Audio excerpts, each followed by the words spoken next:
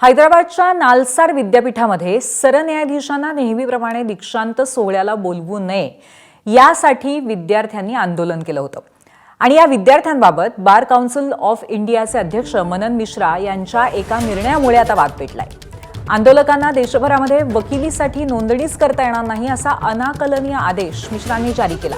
त्यावरून संतापाची लाट उसळली। सीजेपीचे संस्थापक अभिजित दिपके आणि प्रवक्ते सौरभ दास यांनी मिश्रांच्या राजीनाम्याची मागणी केली।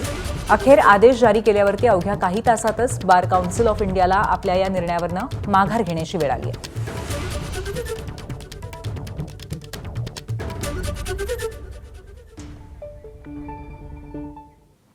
बार काउन्सिल ऑफ इंडियाचे अध्यक्ष मनन मिश्रा यांनी काय प्रतिक्रिया दिली आहे पाहूयात।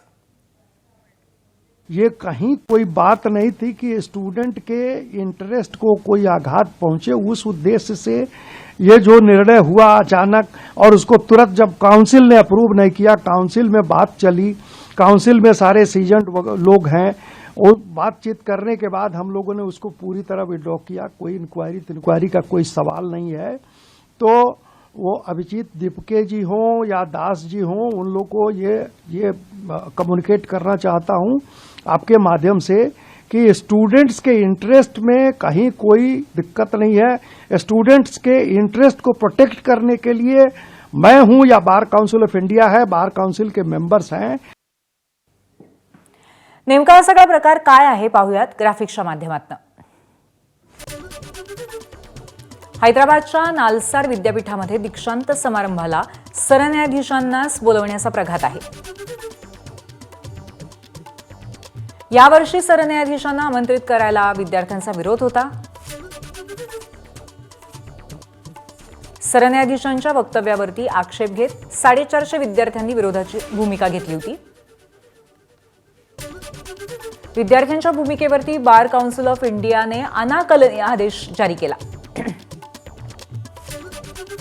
आंदोलक विद्यार्थी देशात वकिलीसाठी नोंदणी करू शकणार नाहीत अशा पद्धतीचा हा बार काउन्सिलचा निर्णय होता। मनमानी आदेशावरती मग सर्व स्तरातनं टीकास्त्र पाहायला मिळालं आणि अखेर हा आदेश मागे घेण्याची वेळ आली। सरन्यायाधीशांनीही अनाकलनीय आदेशावरती संताप व्यक्त केला।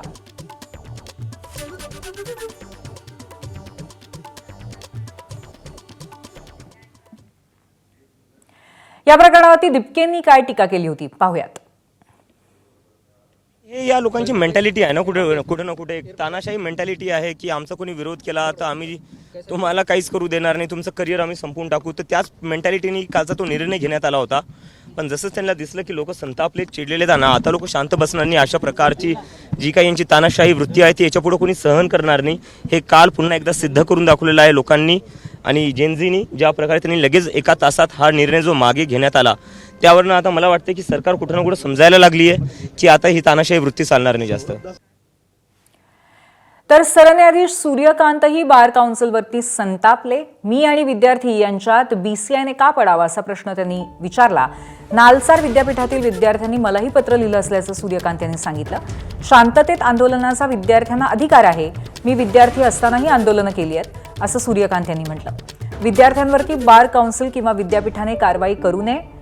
नालसार विद्यापीठाचा सूर्यकांत यांनी दीक्षांत सोहळ्याला बोलवायला विरोध होता आणि याच अनुषंगाने सूर्यकांत यांनी हे वक्तव्य केलंय। विद्यार्थ्यांना विरोध करावा वाटतो तर करू द्या। विद्यार्थ्यांची वकिली रोखण्यासाठी बार काउन्सिलची बैठक झाली का असा प्रश्न न्यायमूर्ती बागची यांनीही विचारलेला आहे।